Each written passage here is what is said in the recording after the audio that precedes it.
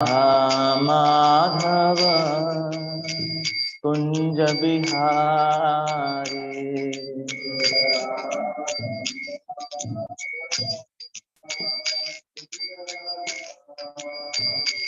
Jai Radha Madhav Kunj Bihari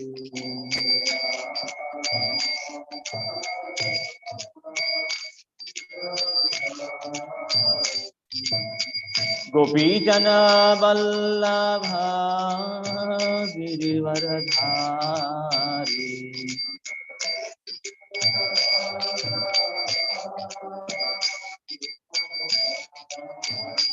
Jai गोपीजन Vallabh Girivardhari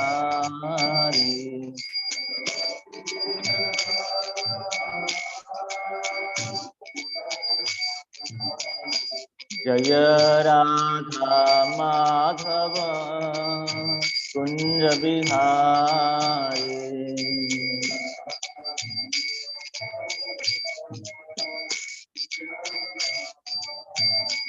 Jai Radha Madhav Kunj Bihari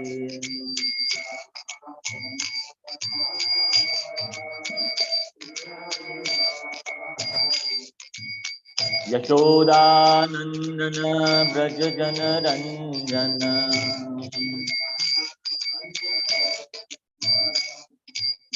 Yashodanandan Braj Jan Ranjan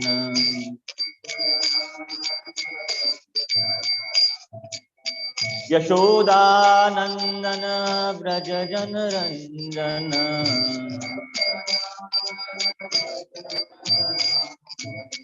Yashodanandan Braj Jan Ranjan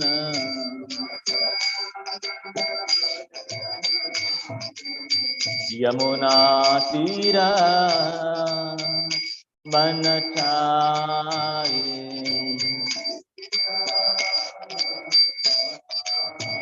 Yamuna Tirah बनचारी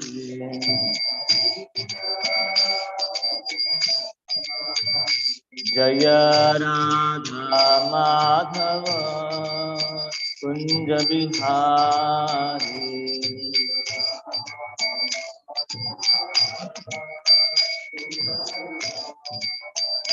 Jai Radha Madhav Kunj Bihari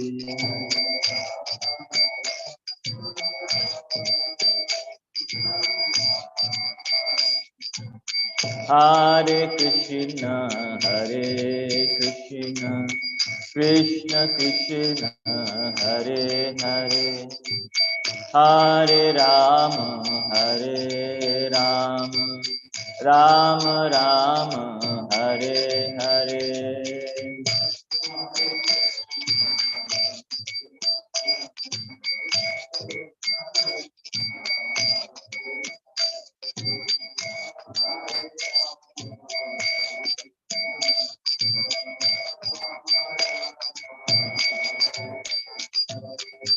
Hare Krishna Krishna Krishna Hare Hare Hare Ram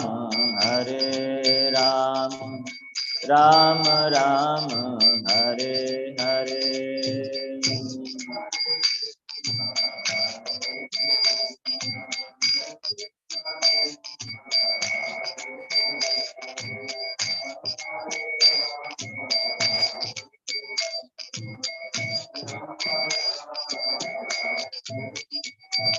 Hare Krishna Krishna Krishna Hare Hare Hare Ram Ram Ram Hare Hare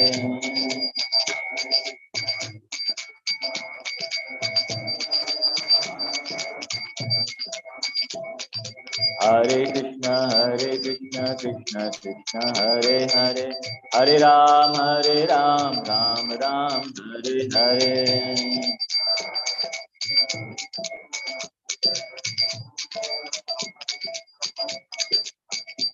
Jaya Radha Giridhari Radha Giridhari Radhe.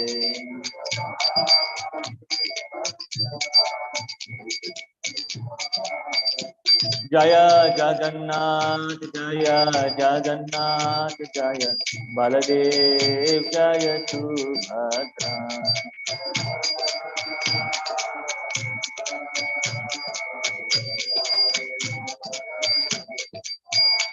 Jaya Giri Govardhan Giri Govardhan Giri Govardhan Jaya Giri Govardhan.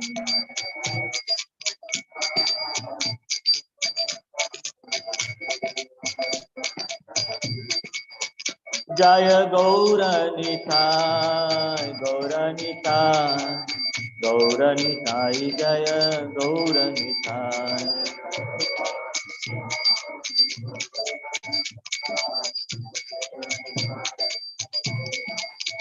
Jaya Jaya Prabhupada Prabhupada Prabhupada Jaya Jaya Prabhupada.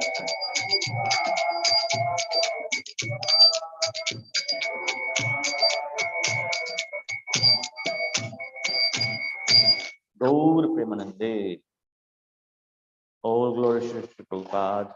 All glories to Prabhupada.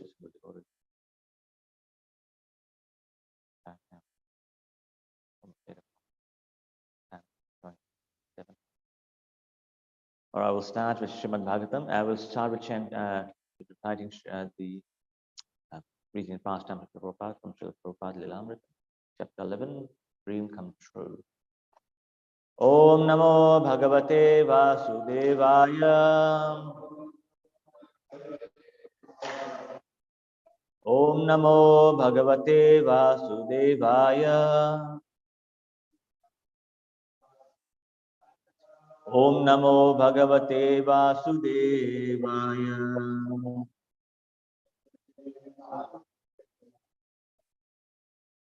Hit Sharan Sharma was qualified to help for two reasons.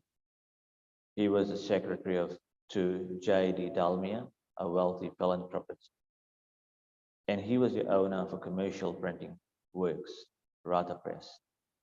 According to Mr. Sharma, Dr. Dalmia would not directly give money to Bhaktivedanta Swami, even if his secretary suggested it. Mr. Sharma therefore advised Bhaktivedanta Swami to go to Gorakhpur and show his manuscript to Hanumad Prasad Poddar, a religious publisher. Accepting this is a good advice. Bhaktivedanta Swami journeyed to Gorakhpur, some 475 miles from Delhi. Even such a trip as this constituted a financial strain. Bhaktivedanta Swami's daily ledger showed a balance of 130 rupees as of August 8, 1962, the day he started for Gorakhpur. By the time he reached Lucknow, he was down to 57 rupees. Travel from Lucknow to Gorakhpur cost around 6 rupees, and the rickshaw to Mr. Poddar's home cost 80 paisa. But the trip was well worth the cost. Bhaktivedanta Swami presented Mr. Poddar with his letter of introduction from Hit Sharan Sharma and then showed him his manuscript. After briefly explaining the manuscript, Mr. Poddar concluded it to a highly developed work that should be supported. He agreed to get a donation of 400 rupees to the Dalmia Trust in Delhi to be used towards publication of Sri A.C. Bhaktivedanta Swami Srimad Bhagavatam. Indian printers do not always require full payment before they begin a job, provided they receive a substantial advance payment. After the job is printed and bound, a customer who has not made a complete payment takes a portion of books commensurate to what he has paid. And after selling those books, he uses his profit to buy more. Bhaktivedanta Swami estimated that printing one volume would cost 7,000 rupees. So he was 3,000 short. He raised a few hundred rupees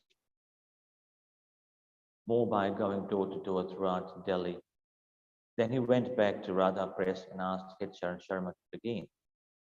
Mr. Sharma agreed.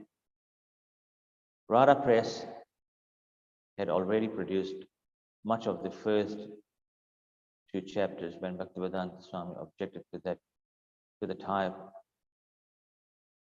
objected that the type was not large enough.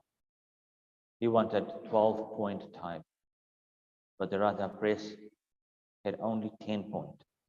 So Mr. Sharma agreed to take the work to another printer, Mr. Gautam Sharma of OK Press. In printing Bhaktivedanta Swami's volume 1 of the first canto of Srimad Bhagavatam, OK Press presented four book pages, twice on a side of one sheet of paper 20 by 20 inches. But before running the full 1100 copies, they would print a proof, which Bhaktivedanta Swami would read, and following the corrected proofs, the printers would correct the handset type and run a second proof, which Bhaktivedanta would also read.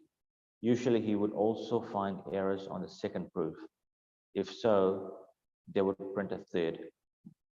If he found no errors on the third proof, they would then print the final pages. At this pace, Bhaktivedanta Swami was able to order small quantities of paper as he could afford, from 6 to 10 reams at a time, ordered 2 weeks in advance. Even as the volume was being printed, he was still writing the last chapters. When the proofs were ready at OK Press, he would pick up the proofs, return to his room in Chippiwara, correct the proofs, and then return them. Sometimes 4-year-old Kantavedi, who lived at the Chippiwara temple with his parents, would carry the proofs back and forth to the Swami. But in the last months of 1962, Bhaktivedanta Swami usually made a daily walk to OK Press. End over here. Move on to Srimad Bhagavatam.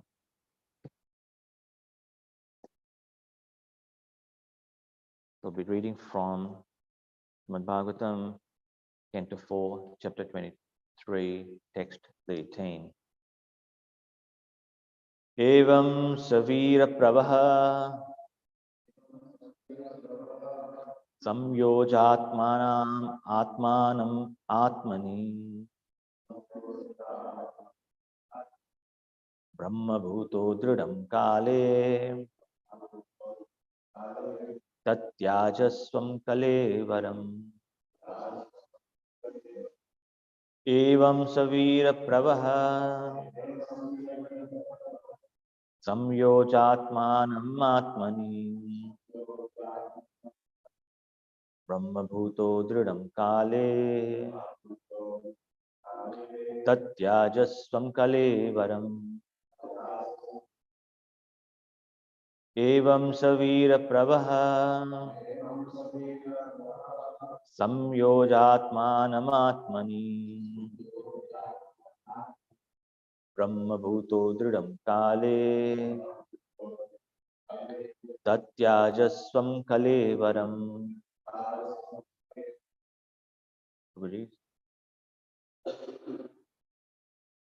Evam savira pravaha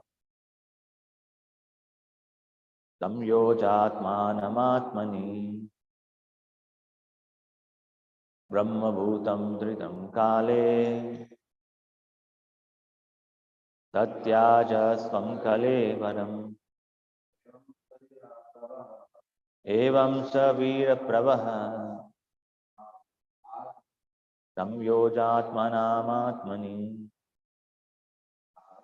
brahma bhuto dridam kale tatyajasvam kalevaram. No. Evam savira pravaraha samyojatmanam atmani brahma bhuto dridam kale tatyajam sakalevaram. Evam savira pravaraha samyojatmanam atmani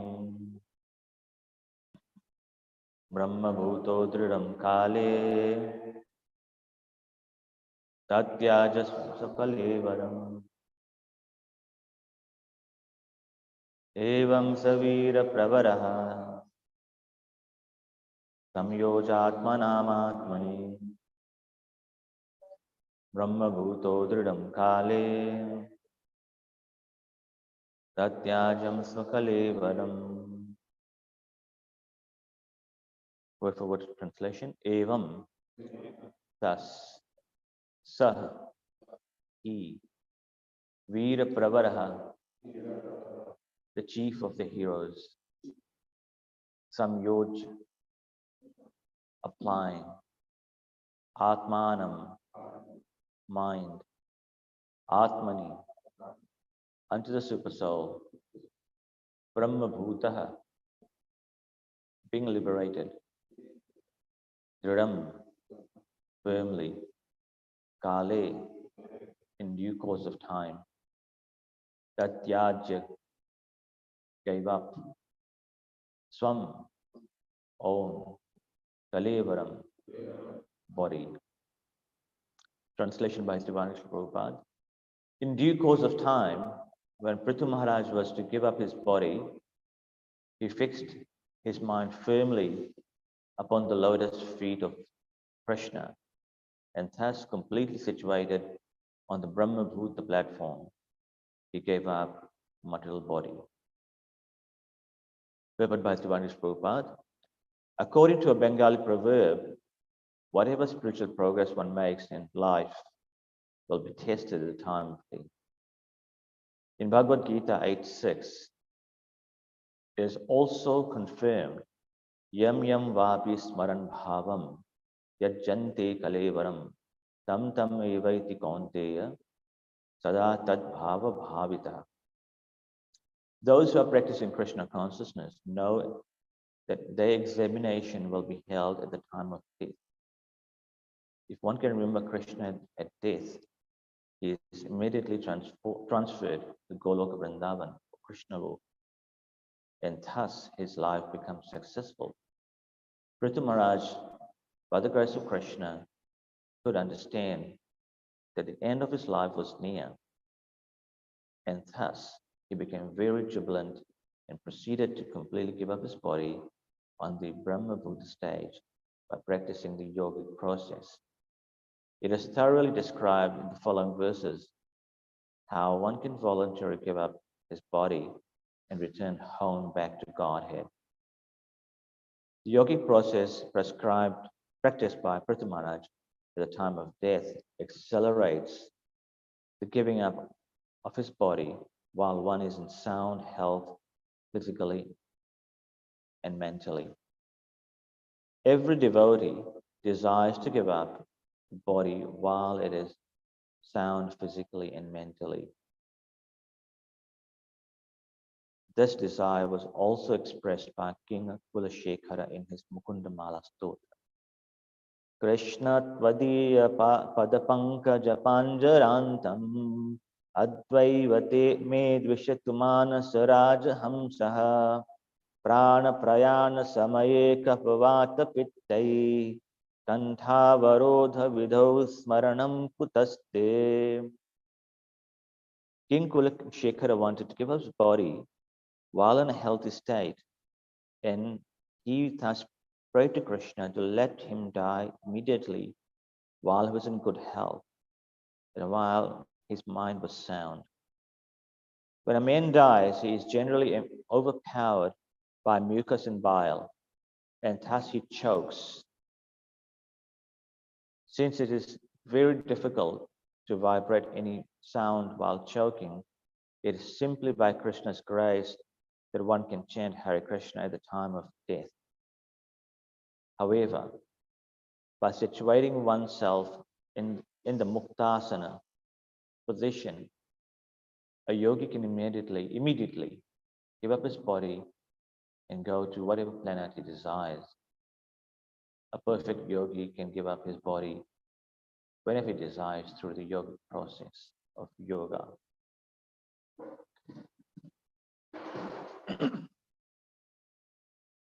Om Jnanatimirandhasya Jnananjanashalakaya Chakshurunmilitam Yena Tasmai Shri Gurave Namaha Shri Chaitanya Manobhistam Sthapitam Yena Bhutale Vayam Rupa Kadamahyam Tadati Swapadantikam Vandeham Shri Guru Shri Yutapada Kamalam Shri Gurun Vaishnavamscha Shrirupam Sagrajatam Sahagana Raghunathan Tam Sajivam Sadvaitam Savadhutam Parijana Sahitam Krishna Chaitanya Devam Shri Radha Krishna Padan Sahagana Lalita Shri Vishakhanvitamsha He Krishna Karuna Sindhu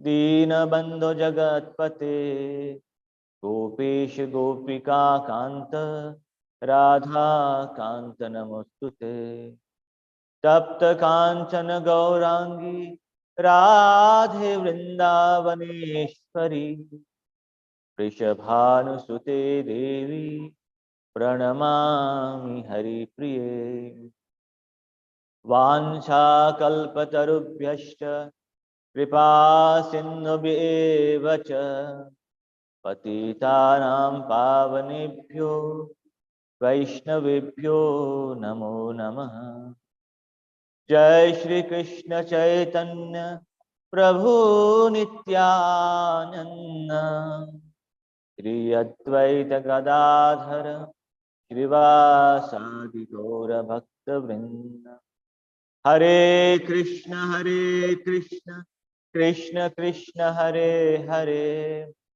Hare Ram, Ram Ram, Hare Hare.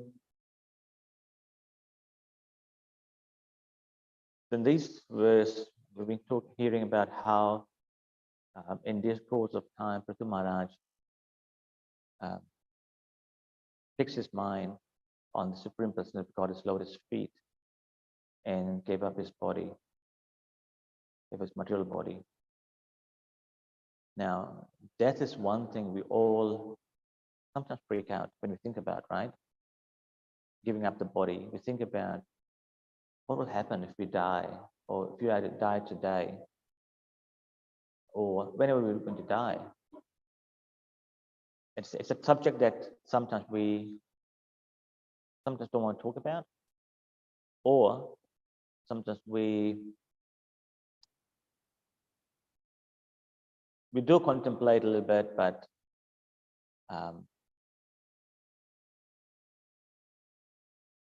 so I guess whatever comes to our mind is what will happen at the time of death. That's basically everyone's thoughts, right? What will happen to me if I were to die? I remember when His Holiness Tamal Krishna Maharaj had an accident in UK, and he actually said to one of his secretary, one of his disciples, and he said to him, "You know what? If I were to die in that accident, I was prepared to leave the body." He said, "So we must always be prepared. If we were to die today, you must be ready to give up the body and be ready to end. The Christian, your bhakti should be at that level, then you can definitely go back to the spiritual world and not come back. So we have to always be ready, ever ready if you were to die today, then best way to die is by chanting the holy names of Krishna, remembering him, thinking about him. That's the ultimate goal, isn't it? Ultimate goal is to remember Krishna at the time of death. Ante Narayan Smriti. So, but how can we remember Krishna at the time of death if we haven't really practiced or haven't really uh, engaged in remembering all the time? That's why we must always, Prabhupada emphasizes many times that chant holy names all the time. Remember Krishna all the time. You know, there's two golden rules mentioned in Padma Puran. It says the first rule is always remember Krishna. And the second rule is never forget Krishna. Yeah? Always remember Krishna. When you always remember Krishna, you'll never forget Krishna. And when you remember Krishna all the time, you'll definitely remember him at the time of death. But sometimes we may be in a situation where we may not be able to remember Krishna. For example, as mentioned that when at the time of death, our situation that arises, the body, the way the body behaves and everything, it becomes sometimes very hard to even utter the name of Krishna. But when you are not able to remember Krishna, but you have remembered it all throughout your life, then in Varaha Puran, Krishna says that when my devotee is not able to remember me, then I remember my devotee.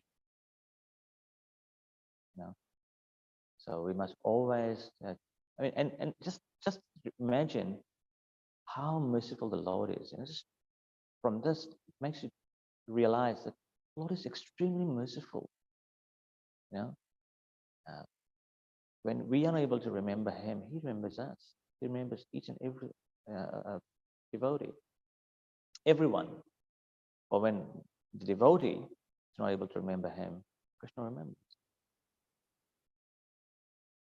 And how can we remember Krishna?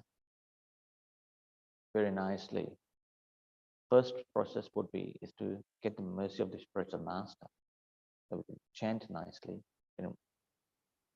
And by the mercy of Krishna, only then we're able to remember Krishna. By the mercy of the spiritual master, then we're able to remember Krishna. The Guru Bhakti, we must be firmly determined in serving the Guru Maharaj. By serving him, because the Guru is actually representing Krishna. We're serving him nicely by his mercy. He will, on our behalf, petition Krishna. My dear Lord, please give him shelter. Dear Lord, on ourselves, we have no qualification. We sing this in Guru Puja, Yogyata Vichar Kichu Nahi Paye. No qualification. We have no qualification. Yogyata Vichare Kichu Nahi Paye. We have no qualification at all. But by the mercy of the Guru, he can help us deliver. He will deliver us on behalf of Krishna. So it's important for us to be firm in chanting, remembering Krishna all the time, no matter what, because there is obstacles, there's difficulties, there's impediments every part of our life. There's at every step of our life. No matter what situation we are in, but if we are always equipoised and remembering Krishna all the time, then we can overcome all those challenges. Every vipad, obstacles. We must remember Krishna all the time. So that's why when we read about Ambarish Maharaj, he was always fixed in remembering Krishna. Savai Manaha Krishna Padaya Vindayo. He was always remembering, fixed his mind and remembering the lotus feet of the Supreme Lord. Savai Krishna Padara Vindayor. Savai Manaha Krishna Padara Vindayo. So death is we all have to go through the process. We have taken birth, we have to die. It's an inevitable fact. We can't change that. what we can do is change of how we die. We can definitely uh, direct our life on a death and how we die. Bhagavad Gita and Srimad Bhagavatam are classic examples. Bhagavad Gita, in the Bhagavad Gita, Arjuna talks about, he says, why do I'd rather die than kill my own family members and all of that, What's the point of getting everything, but my loved ones are not there? Krishna says, if you don't kill them, they'll eventually die anyway. Why worry about it? But you have to do what you have to do, what I'm telling you to do. And then in Srimad Bhagavatam, we hear about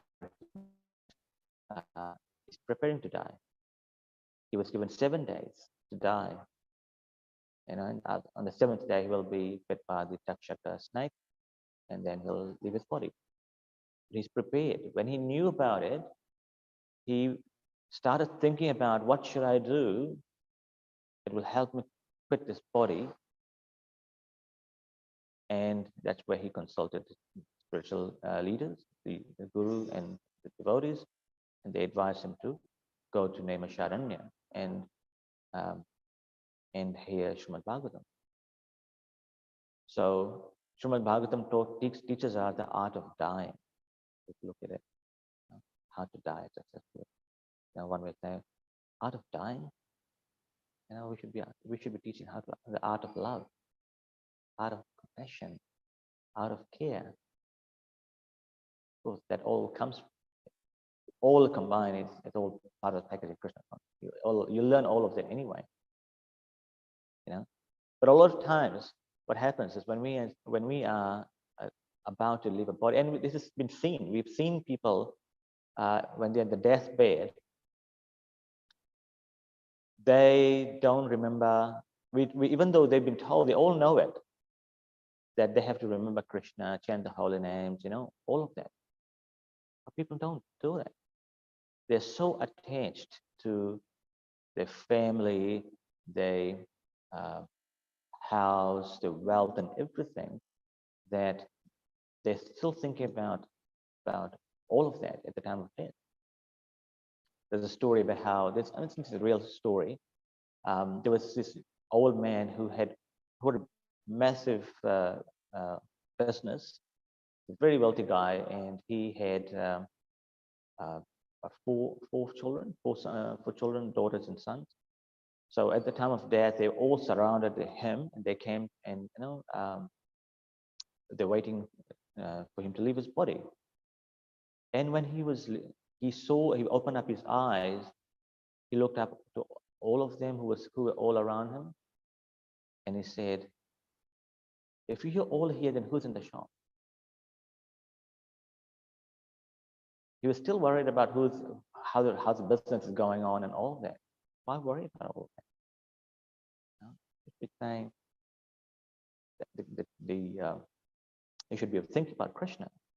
That's the only difference of the death of devotees and non-devotees.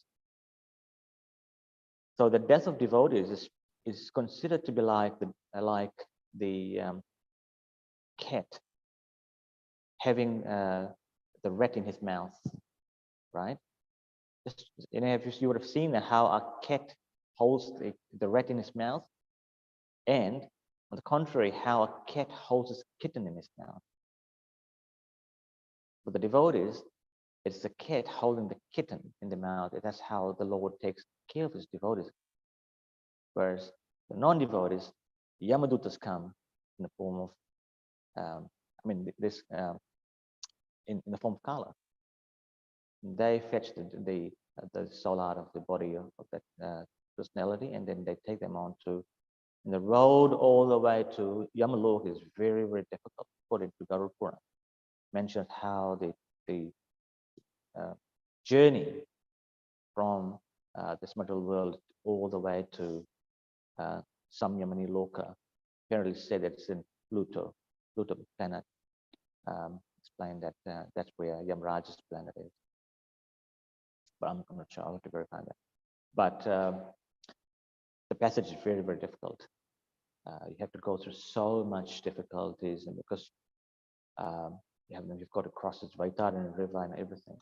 It's a lot of description given in Garud Puran, passage of soul going to Yamlok.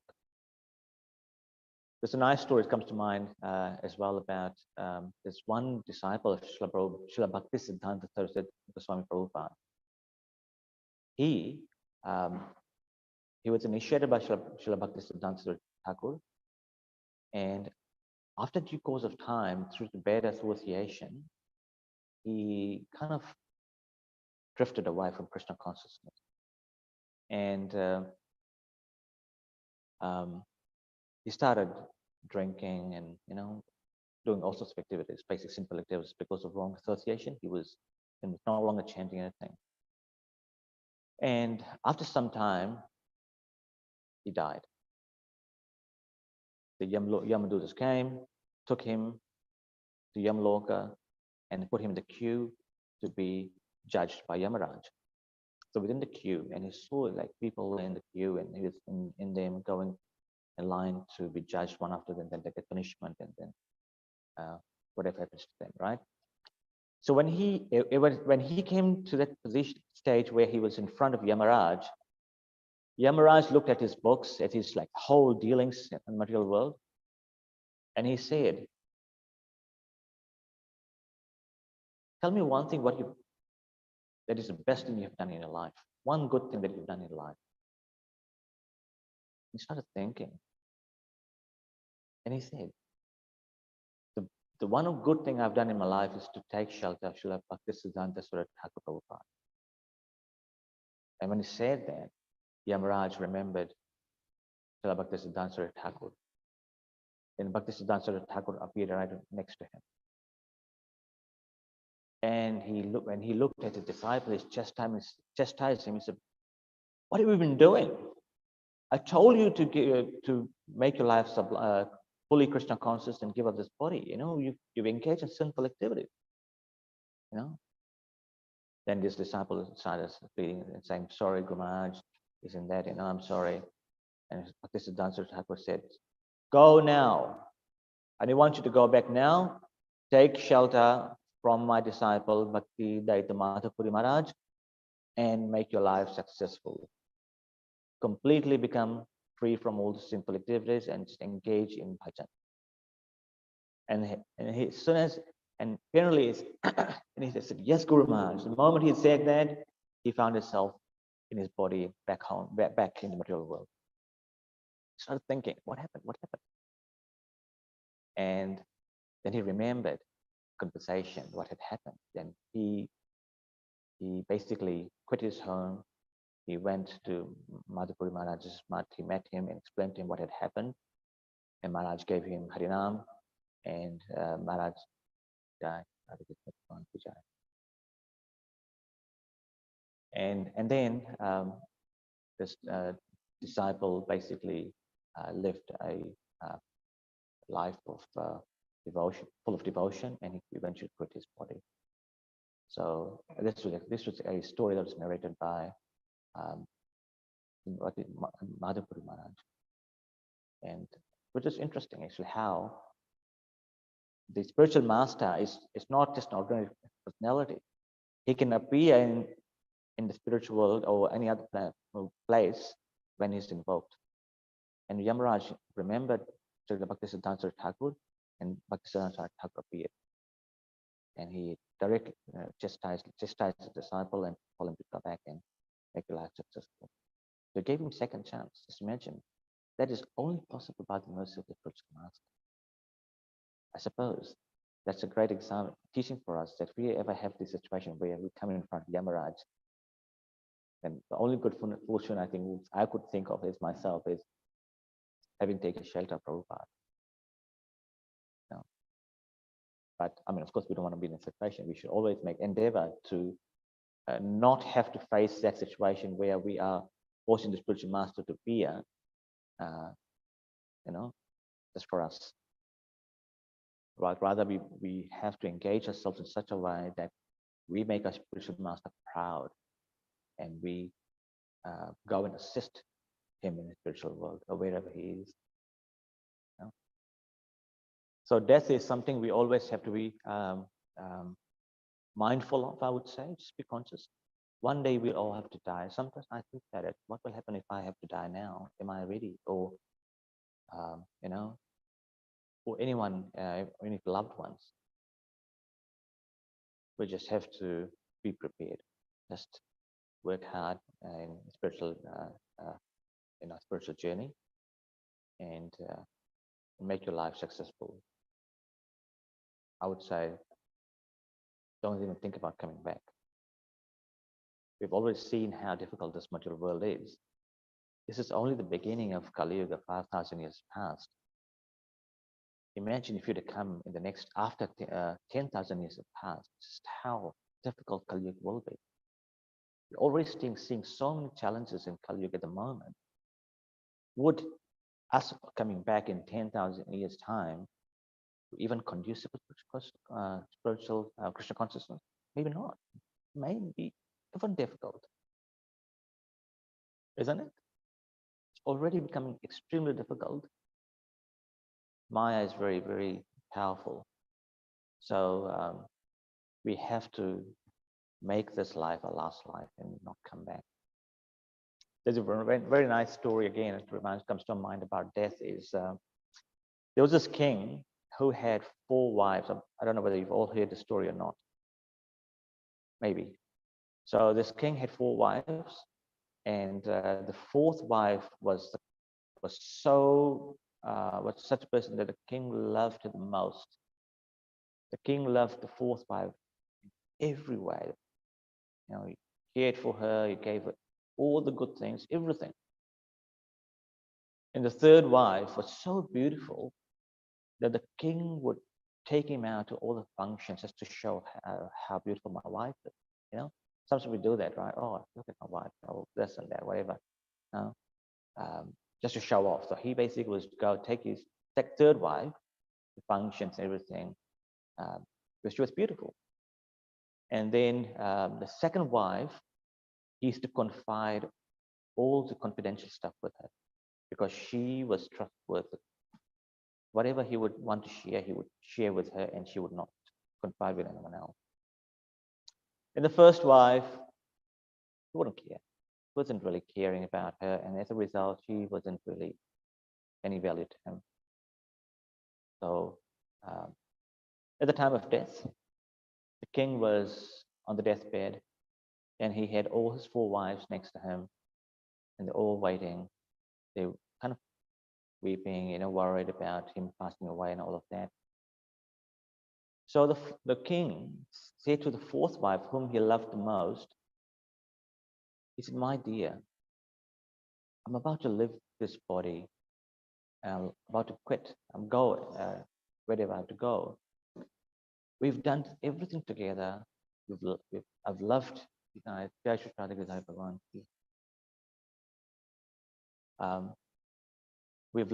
loved you so much. We've done so many things together, and I can't imagine being on my own at any single point in time."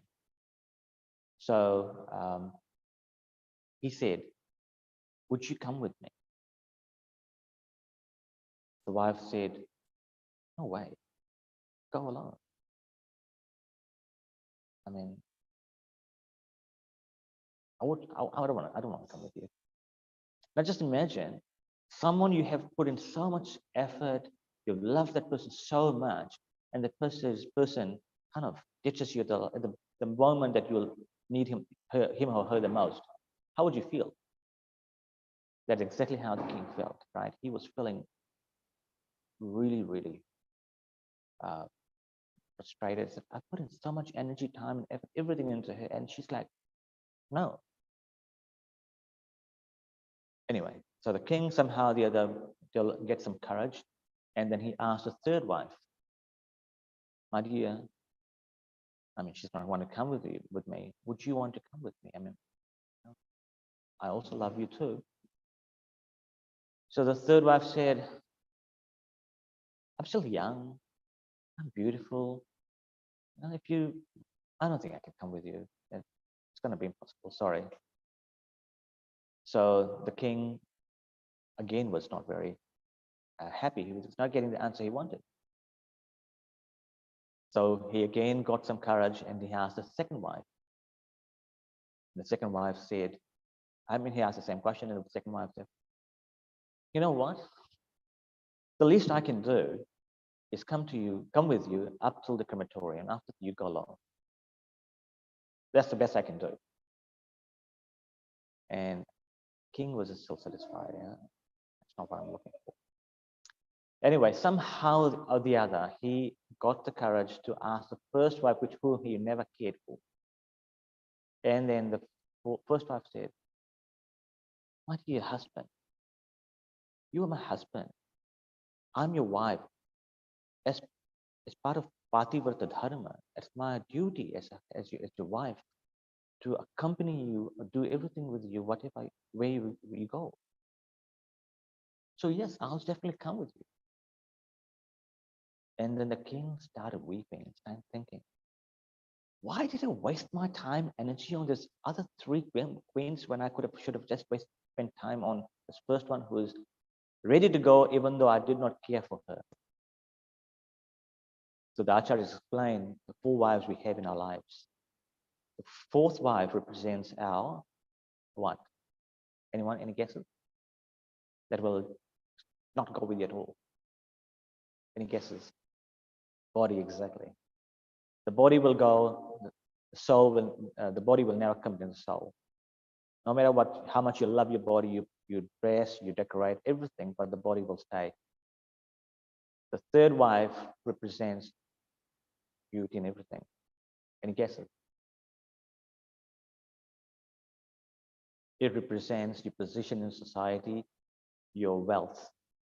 No matter how big position you held, you're a president, you're maybe whatever you are, you're maybe wealthy, whatever it is, at the time of death, these things will not come with you. Rather, it will go to someone else after your death. If someone else become president, someone else will get you wealth. And the 2nd wife represents what?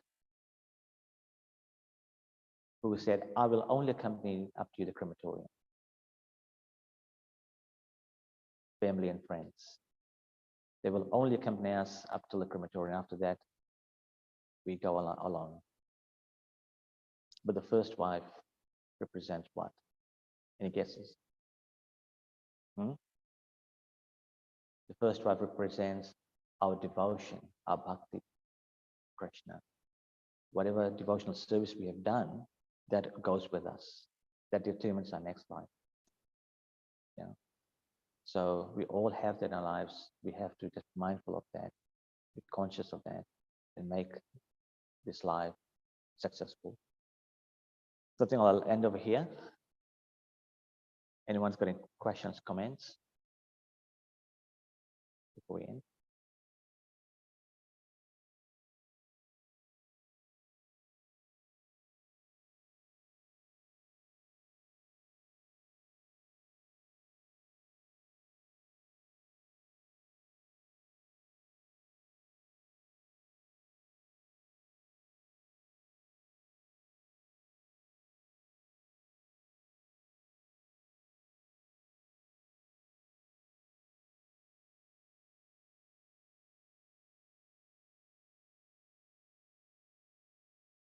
Able to elaborate a little more on, so I didn't get part of it.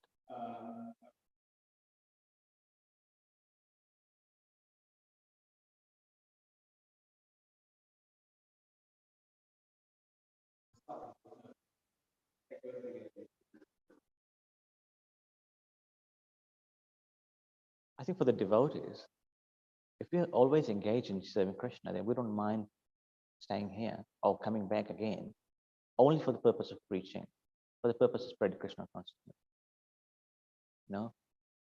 Not coming back to enjoy and do all sorts of things in this material world.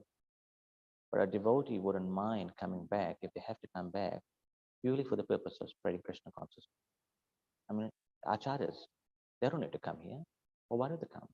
They come because they come here for the purpose of spreading Krishna consciousness. They come here to claim the fallen souls. Prabhupada and all these great personalities, they come here for that purpose. And they teach us how to give up this body. Like classic example is like Prabhupada. Prabhupada was speaking Bhagavatam right up till his final pastime, final time in life. He was fully conscious. And when you're fixed in Krishna consciousness, then you will have a sharp memory. You'll still be remembering Krishna. You'll still be speaking Katha. I remember in his Hamilton, I went to see Gurudas Prabhu. I don't know whether you know him. Gurudas Prabhu is the devotee who actually built that the Radha Krishna temple in Hamilton, disciple of Srila Tamal Maharaj. And because he'd been speaking Katha throughout his life, at the hospital, he was still speaking Krishna Katha, right in his final time. Even at that advanced age of 80 something, he was purely Krishna conscious. That's how we're supposed to be. That's if we are fully engaged throughout our lives, thinking about Krishna, reading about Krishna, remembering it all the time, then our mind will be fixed. We have no time for thinking anything else. So, those devotees like that, they've done such wonderful service, they preached throughout their lives, and at the time of death, they still remember. And devotees have nothing. They don't want to hanker for anything. They have no lamentation. I remember Srila Prabhupada in his final pastimes, when it was asked by his godbrother, he said, "Do you want anything? Do you want anything to be done?" Prabhupada said, "Kichunai, nothing. I need anything." Prabhupada taught us how to die like a soldier fighting in the battlefield. That's how he left his body, right till the very moment. I mean, we see in the history, even in the Puranas, Bhishmadev, even though he could have died whenever he wanted, but he chose to die at the time when Krishna was there personally, and surrounded by the Pandavas. Look for the right time to depart. Particularly, he was waiting for Krishna to be there. How grateful is that? How wonderful is that when you have the Supreme Lord right in front of you? I mean, glorious are even those people who have the spiritual master next to them. And if you don't have that, then the next thing is to have devotees around you when you're leaving the body, chanting, kirtan going, and everything. That's the most best way of giving up your life, because you will be remembering Krishna in the association of the devotee. I mean, I hope I wouldn't want to live my body, give up my body, being alone and no devotees around. Unless you are super advanced devotee that you can remember Krishna even while you're not fully awake. That means you are fully remembering Krishna within your mind, even in a coma, right? That's why, and in that case, Krishna says, "I remember my devotee." That's how it's supposed to be, ideally. So we should all aspire to give up our body in such a way that we remember Krishna and give up this body, return back to Godhead. Srila Prabhupada, throughout his books, says, going back to Godhead. That's why it's got a magazine, back to Godhead. So remember all the time, going back to Godhead. Any more questions, comments?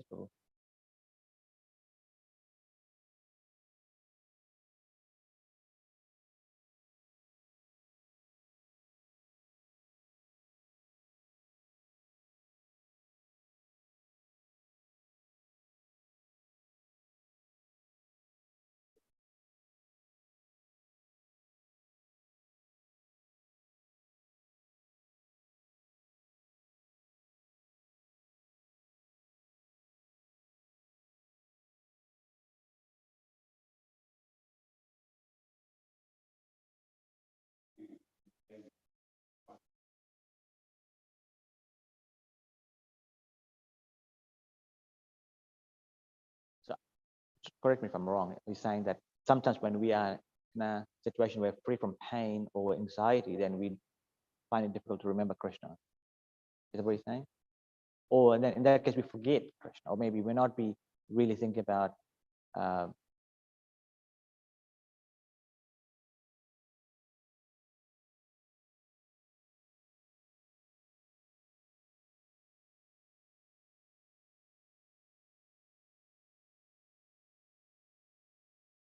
Mm.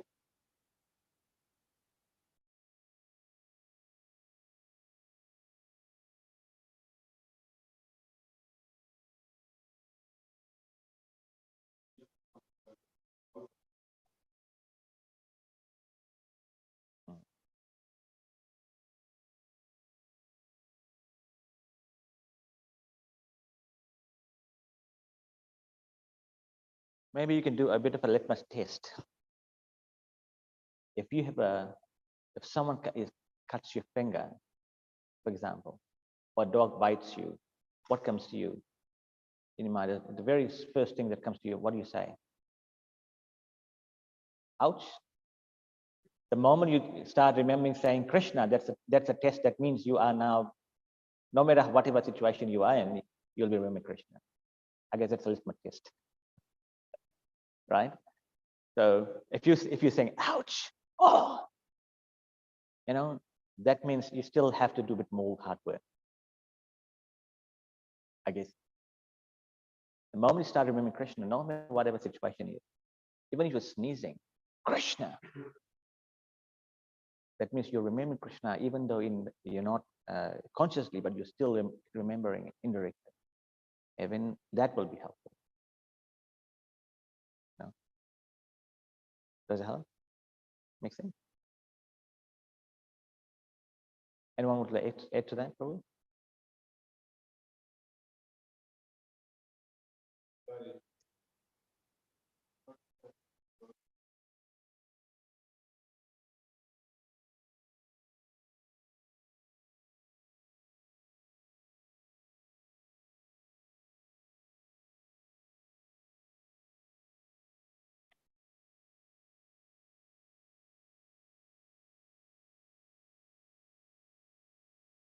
The key thing is be around devotees. When you're around devotees, you'll be consciously engaged, remembering. If you forget, they will make you remember, you know. But if you're alone, there's a high chance of you forgetting. And when you forget Krishna, then you start thinking about all the worldly things. Then you start about thinking enjoyment, you know, all these things. You drift slowly away. But if you're in the association of devotees all the time, you have no moment to think of anything else. You're fully engaged. You know, a lot of times we see sometimes people have so much time on spreading all this negativity on social media, commenting someone about something and this and that. You know, do you have time for that? I mean, I sometimes wonder, rather than focus on all the negative things about blaming someone or pointing fingers at someone, do extra rounds, chant, or read Bhagavatam or whatever. Just listen to Krishna Katha or whatever. Why engage in such simple things? Don't be like a fly spreading dirt everywhere, but rather be like a bumblebee sucking out nectar from the flowers. That's how we're supposed to be. But we don't do that. We and the reason why we do that, spreading out all this dirt, is because we are alone, or our association is not very good. So we have to choose our associates, people who associate very carefully. I remember when I was coming to New Zealand, my grandma said to me, wherever you are, make sure in the association of good devotees. Yes, devotees, but among devotees, you have to choose the good devotees. Devotees who not judge you, but who are helping you in spiritual journey, who help you progress spiritually. You know, you'll find devotees who will be pointing fingers, blaming, and all of that, and gossiping and everything. We want to avoid that.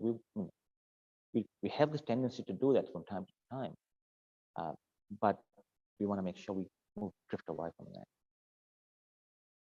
You always find someone who will spiritually encourage you, not judge you on whatever you are.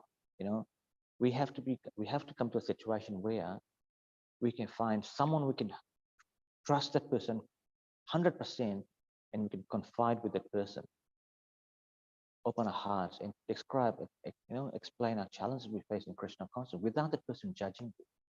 This is one thing that we have to find. I personally find it's difficult to find someone like that, because even though we read in Nectar of the Instruction, Dadati Pratignati Kohyama Kheti Prachati, the 6 loving exchanges, one of them is confiding with someone and them confiding with you. But have we able to find someone like that?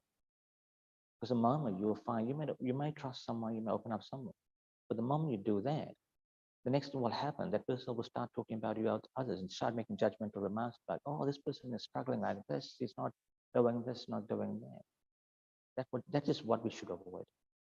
We want to make sure we can help someone. If someone confides with you, take that as a relationship between you and that person and make sure you help this person grow spiritually rather than pointing fingers. Oh, why not? You can discuss the challenges and work out how you can help the person. Not be judgmental and making and spreading about that person to others. No, we're all struggling spiritually. We all. I'm struggling myself. So we need to find someone who we can trust. We can speak openly and describe our challenges we're facing, and that person will help us. That is what we have to find. If you find one person you can talk to and who will help, empower you, motivate you, inspire you, then that definitely is good enough. But we need more of those. So, anything else? All right, I think yes. Yes.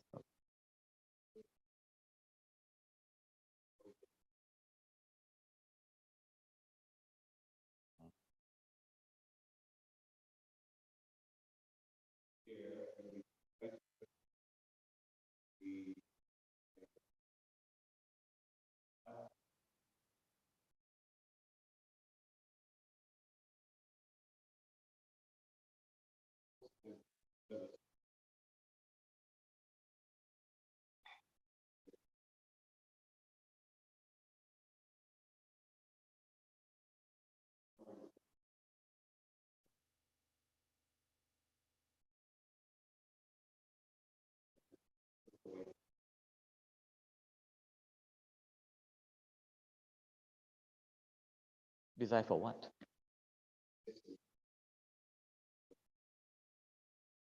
The spiritual master, mercy is always there in the disciple, if the disciple acts accordingly.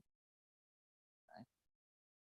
The only time the spiritual master's mercy will not be there if the disciple does something opposite to what the disciple desire, the spiritual master wants. But if you engage in Krishna consciousness very nicely, the spiritual master becomes pleased. When Guru becomes pleased, then Krishna becomes pleased. And then mercy is always there. Oh, of course, you always, when you are meeting your spiritual master, you can always remind, please, just your blessing upon me. Please be merciful. We always do that when we do offer homages and stuff like that during Vyasa Puja, right? And you can always pray to your spiritual master. Yeah, there's nothing wrong with that. Just be merciful. And like I said, by the mercy of spiritual master, we can definitely do wonders. Pangum langayate girim yat kripatam hamandi Guru Dinatarana. By the mercy of spiritual master, even a layman can cross the mountain. By the mercy of Srila Bhakti Siddhanta Saraswati Thakur, Srila Prabhupada did wonders at the ripe age. A lot of times at that age, we say we want to retire, we just give up and put our hands up and say, okay, I can do anything. But Prabhupada did such wonderful things for us. Yeah, definitely. Pray to Guru Maharaj. By the mercy of the Guru, like I said, we will definitely can get to advance in Krishna consciousness. No prayer is wrong prayer, as long as it's valid.